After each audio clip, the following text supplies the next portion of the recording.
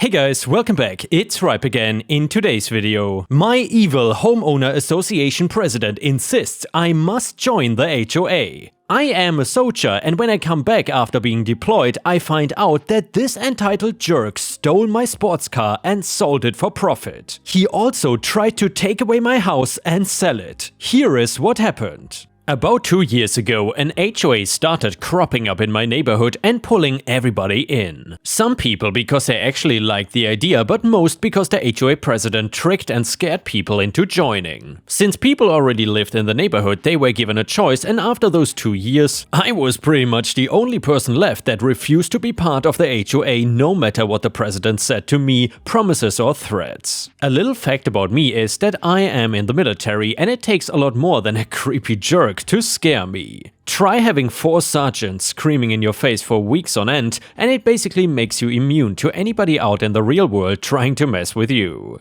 I'll admit that this guy, the HOA president, was beyond annoying, and I was sick and tired of the crap that he was pulling to get me to agree to join the HOA. I wasn't not joining to be different or cause drama or anything like that. One day I even sat down and read the HOA guidelines of what they expect of people and then what in turn they want to do for the community. To be honest, all the stuff seemed either obvious like don't leave your property a pigsty or dumb like regulations of door colors. It did not really apply to me and would just be a waste of money, so each time I was approached I told them that I did not want to be a part of it. First, the HOA president came with promises of the HOA being able to protect me, and without them neighborhood disputes could end up going out of my favor. That the money I would also be putting towards the HOA would go to a beautiful community project like gardens and fixing all the potholes. I was quick to point out that for potholes getting fixed with the taxes that I pay to the city and have no connection to the HOA and are not mentioned in their bylaws at all.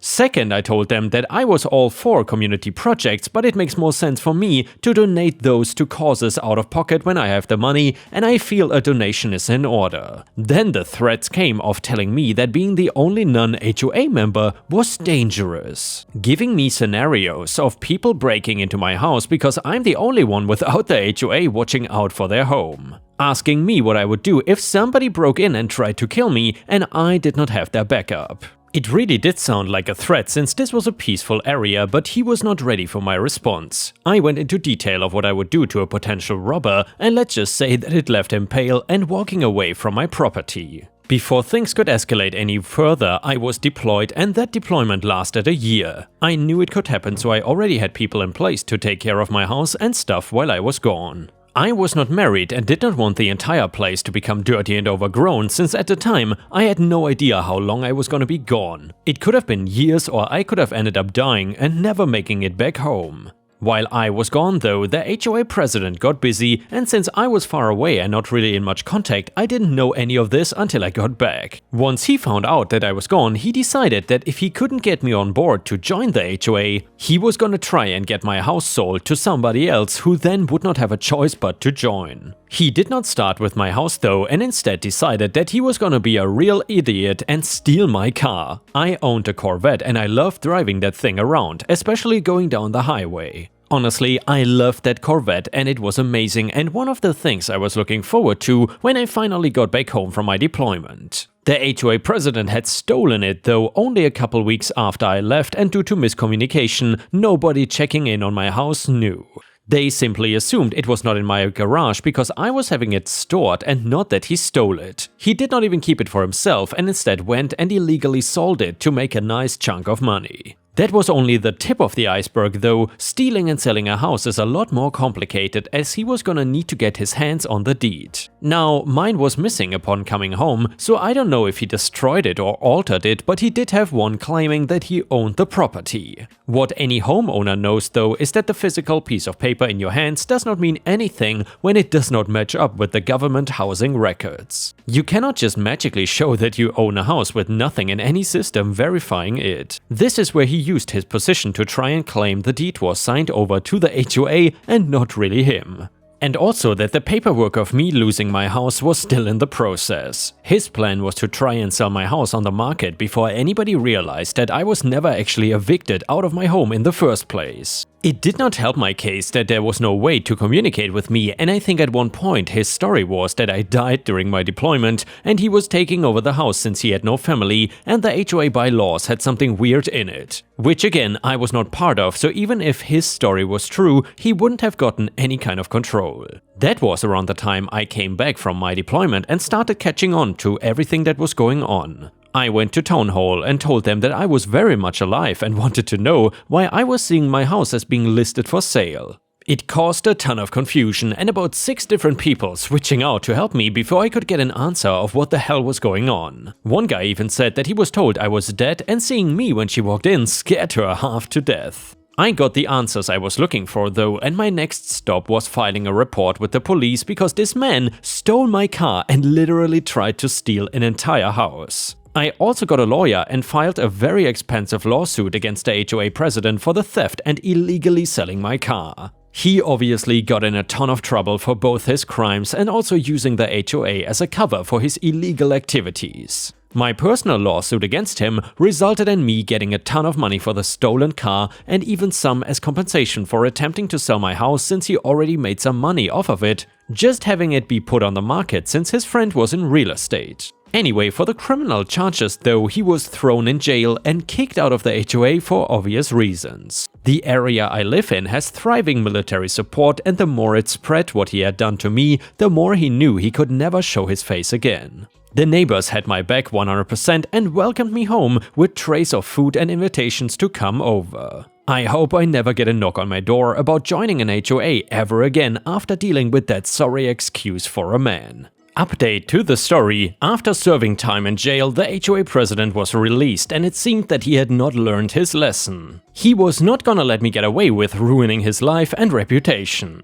This guy tried everything he could think of, from harassing me and my neighbors to vandalizing my home and property. He even tried to ruin my reputation with false allegations and made it his mission to destroy everything I had worked hard for. However, I was not gonna back down from him. I knew I had to take action to stop him from causing any more harm to me or my neighbors. I contacted the police and informed them of his actions, but they could only do so much without concrete evidence. That's when I decided to take matters into my own hands. One day I received a package in the mail from an unknown sender. Inside I found a DVD with a note that said, "Watch this and see what I'm capable of." I hesitated for a moment, but curiosity got the best of me and I popped the DVD into my computer. What I saw was shocking.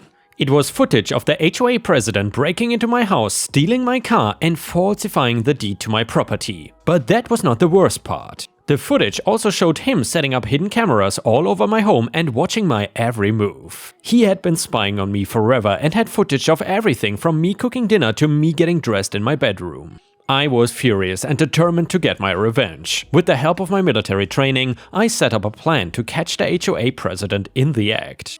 I knew he was gonna strike again and I was ready for him. Sure enough, one night I heard a noise outside my house. I quickly grabbed my gear and headed out the door as I suspected the HOA president was there trying to break into my home once again. But this time he was not prepared for what was waiting for him. I jumped out from the shadows and tackled him to the ground. We engaged in a fierce fight, but my military training gave me the upper hand. I subdued him and called the police, who arrived shortly after to take him into custody. After his arrest, I discovered that he had been planning to ruin my military career by leaking false info to my superiors. But I was one step ahead of him and had already informed my superiors about his past actions. The legal consequences for the HOA president were severe. He was charged with multiple counts of burglary, theft, falsifying documents, and invasion of privacy. He was found guilty on all accounts and sentenced to years in prison once again. His reputation was destroyed and he was known as a criminal in the community. His family and friends were shocked and disappointed with his actions once again, and he now lost everything he had worked hard for in his life. In the end, justice was served and the HOA president was put away for a long time. My reputation in comparison was intact and I had finally gotten the revenge I deserved. The neighborhood was at peace once again and I was able to live my life without fear of the HOA president's threats and harassment. It was a hard lesson to learn, but I was proud to have stood up to him and put him behind bars where he belonged. And yeah, Ripe Stars, if you enjoyed this crazy HOA story, please don't forget to like the video and also post some star emojis or really any comment you wish in the comments if you want to support me. Thank you so much in advance. And the next one is titled Fighting with Karen. Back around 4 to 5 years ago, I worked in a large blue and yellow electronics retailer. It was Black Friday and of course it was insanely busy. And by the way guys, if you know which retailer OP is talking about, then please let me know in the comments. Anyway, I was working in the phone and mobile section and unfortunately we had several registers there that were theoretically only for selling cell phones. However, it's been a busy night and I've been flying through sales and have been in the building since 4 AM, so I'm not the happiest camper. Enter Karen. Karen has loaded up a massive shopping cart and has decided that my register was quicker than going through the line at the front and has oh so cleverly placed a single pop socket on her pile of crap to have an excuse to buy from my register. I see through the ruse, but at this point I can tell it will be quicker to just ring her up and get her gone. As I'm ringing her things up, I scan a karaoke machine for her. Karen, excuse me, that karaoke machine is the wrong price. It's $40 to $50, not bad for a $100 karaoke machine. Me, oh I'm sorry, did the tag have an incorrect price? Spoiler alert, I knew it didn't since I was voluntold to help with the ad setup the previous night. I put the damn tag out there myself. Karen, it's supposed to be $8, she belligerently claimed. Me, I'm sorry, but I'm fairly certain that the current sale price is the correct one. Karen, it was under a tag that said $8. It's false advertising if you don't sell it to me for that price. Me, the odds are another customer had picked it up and set it back down next to a different price tag. Karen, well you guys should make sure that things go back to the right place, otherwise you have to sell this to me for the advertised price. Me, so you expect us to individually follow around every one of these, I gestured to the throngs of rabid shoppers, people to make sure not a single one of them puts something back in the wrong spot? Karen, well, me, so you want one of us to personally follow you around the entire time you're shopping on Black Friday? Karen, me, why don't you show me that tag where you found it? We ditch her cart at my register as she leads me over to the battery aisle where she proudly points out a tiny empty pack tag sitting above an empty shelf. I grabbed the tag and read out loud to her, me, 4PK rechargeable AA batteries. Me, did that box look like AA batteries? Karen, no, but then it's not false advertising, Karen, and I'm not price matching it. She let me complete the rest of the sale without so much as a peep. I quit the next year the day before Black Friday for a multitude of reasons. And the next one is titled Revenge at McDonald's. One evening, I was at my local McDonald's waiting in line to satisfy my cravings for some real junk food. It was a rather busy night, so the queues were longer than usual. I was standing about 1.5 feet behind the person in front, far enough to not invade their personal space, but close enough that I was obviously in line. This was before the pandemic, when social distancing was a thing. Some smug guy decided that the space in front of me had his name on it, so he squeezed himself into the gap, brushing up against both myself and the person in front. From his body language, I could almost hear himself think, "What a sucker, personal space is for losers who want to wait longer for their meal." I have about as much respect for queue jumpers as those who fart in lifts or demand free stuff because they are social influencers. So I started hatching my plan for petty revenge. Should I tap him on the shoulder and nicely ask him to move to the back? Berate him loudly to make everyone gawk at him? Put him in a rear naked choke and go all MMA on him? In the end, I decided the best revenge was to do nothing. A few minutes later, he finally reached the front of the line and began dictating his order to the McDonald's crew member. "I'm sorry sir, this is the pickup line for those who have already ordered. You can place your order in that other queue over there." And yeah, ripe stars, I would say this guy got exactly what he deserved. Damn, I absolutely hate queue jumpers. And the next story starts like this. My apologies for the length, but this is a good one. Some years ago, back in my poor college days, I was a Home Depot boy while I attended school. My current school housemate and I were looking for a bigger place and found out that a relative of a co-worker of mine had a fairly nice cheap 3-bedroom ranch for rent. My housemate and I allowed a third guy on board to support the cost of the new larger place. He was a good friend of mine that I had known for over a year working at the depot. A month later we sign on and all move into this joint. Now we are all 21 to 23 years old, total bros. We smoke, we drink, we party and we hang out. It was great, we got along wonderfully and it was a really good time. We have the chillest house ever and it is the center of party, lots of people over all the time. A month later, my original housemate says this life is not for him and that he wants to move on to his own private place, wasn't into the partying, he wanted to go solo after some thought. Cannot hate the guy for wanting privacy, so we shake hands, he moves out and my coworker's cousin moves in. He seems like a cool guy, things remain pretty good for a while, business as usual. Fast forward 2 months, my coworker's girlfriend's father finds out she is seeing him, he is 23, she is 18, she gets kicked out and lands in our place. Now she is basically living with us, my girlfriend isn't and the other guy is single. She is constantly causing all sorts of problems, she was a damn ignorant, self-centered woman for one. She was always moaning about everything we did, or borrowing something, or eating our food, leaving her stuff everywhere and so on. When she initially left home, she brought the most stupid stuff with her. Among a trash bag or 2 of clothes, there was also a huge bag of stuffed animals, a huge bag of purses, like 40 purses, a huge bag of shoes and some miscellaneous stuff that was pretty much just garbage taking up space. All of this stuff sat in our utility room for some months, but I will come back to that later. She also spent big dollars at the local dollar store buying all sorts of knick-knacky bullcrap like framed inspirational Jesus, religious wall decor, candles and whatnot.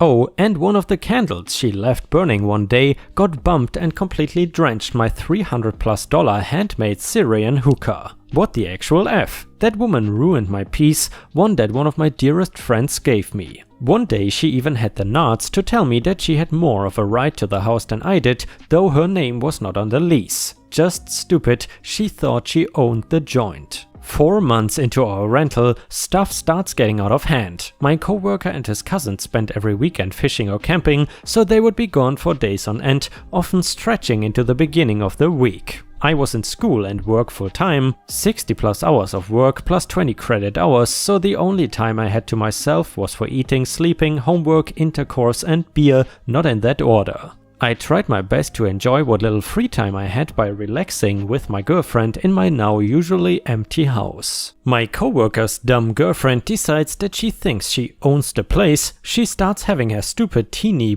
bopper friends over for popcorn and nail polish sleepovers, movie nights, giggle sessions, etc. And I don't need this noisy, irritating Candyland BS going on. The straw that broke the camel's back was when they decided to inflate a king-size air mattress, which stayed in the middle of my living room for over 2 weeks. I asked several times for it to be removed, they finally deflated it, but left it crumbled up in the corner all apart. We will come back to the air mattress later too. She also cleaned out her guinea pig cage and left a big pile of wood shavings and guinea pig poop in my front yard. Not the trash, not the fire pit, the damn yard. The 2 guys started falling into some bad habits they had before. They start doing steroids and drugs.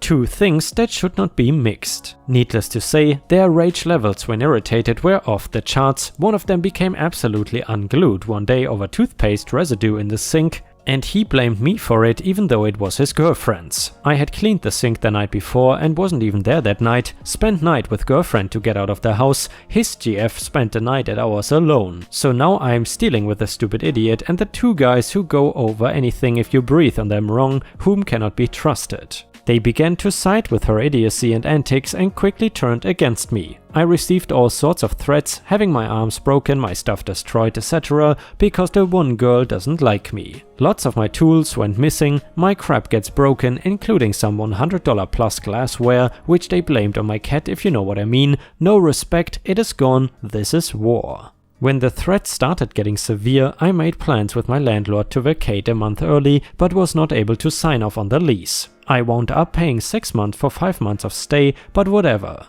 I was going to make this hurt. I stopped paying all the bills on the house at the beginning of month 4 when crap started getting really bad, so after 5 months the house was in arrears. I moved out, but not before taking care of a few things. Part 2, remember that air mattress? It was a brand new, very expensive $200 model and it was brand new. I picked up the seal plug which had been sitting on the floor for weeks and weeks and casually tossed it out as garbage. The guys kept their fishing poles in the storage room along with the bags of purses, animals and crap the girl bought. That common area became a huge mess after a while, so everything was mounted up everywhere. Importantly, we also stored our trash bins in there. I took a 15-minute jumping jack exercise session around the room, feeling all of their expensive fishing poles cracking and breaking under my weight. When I was certain there were no survivors, I carefully placed the bag of stuffed animals in the trash can and put some actual refuse on top of it. I grabbed the remains of my decimated toolbox, finish packing up my crap, take a dump without flushing, and proceed to break the toilet by screwing with the flush settings. I also cracked the fridge open. At this point there was so much traffic in and out of this place between her friends, the guy's friends, and people coming over to party, no one would have any clue who was responsible for what. They lost the fridge worth of food that weekend while they were gone. That was all they noticed though. I'm the one who paid all the bills for the house. Gas, electric, water, trash, rent, you name it, was in my name. The same day I moved out, I had my landlord do an inspection of my portion.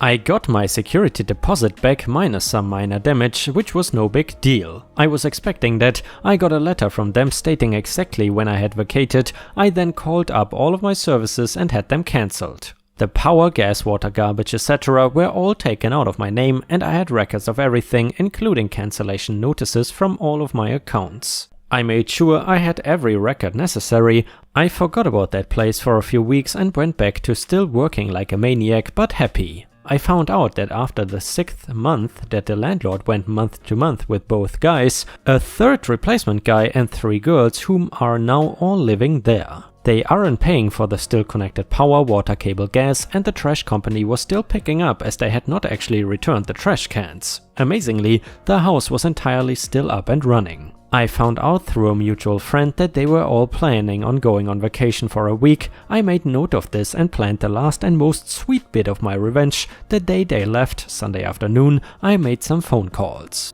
I called all of the service companies that were still providing service to let them know that they were still in fact people living in the home and consuming the services. They all thought I was the sole tenant and had moved out / house was vacant, so services were left up.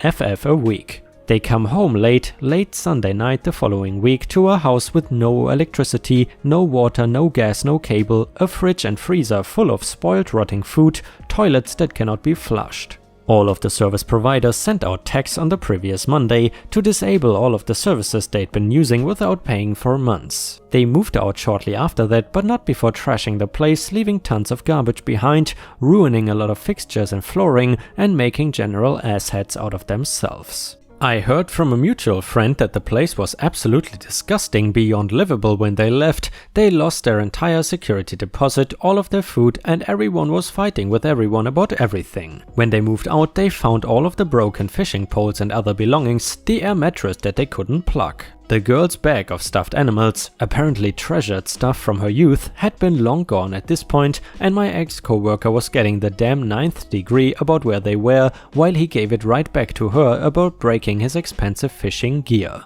No one knew anything, everyone was trying to kill each other, and no one had money, food, power or sanity. It was absolute chaos. The rage could be felt from miles away. I may have had a few rough weeks with them when stuff started getting insane, but I think I had the last laugh when I turned their worlds upside down. Some years later I found out that my ex-coworkers GF and he were living somewhere else locally, and that she had screwed the cable installation guy when they moved to their next apartment when he was at work. I also found out she now has 3 different kids with 3 different guys, so no surprise there, no idea what happened to the rest of the lot. And with this we have reached the end of the video. However, if you cannot get enough of my content, please check out my endless playlist where you can find thousands of hours of content. In addition, please don't forget to subscribe to my channel to not miss any of my daily uploads. Thank you so much in advance, and I hope to see you again tomorrow.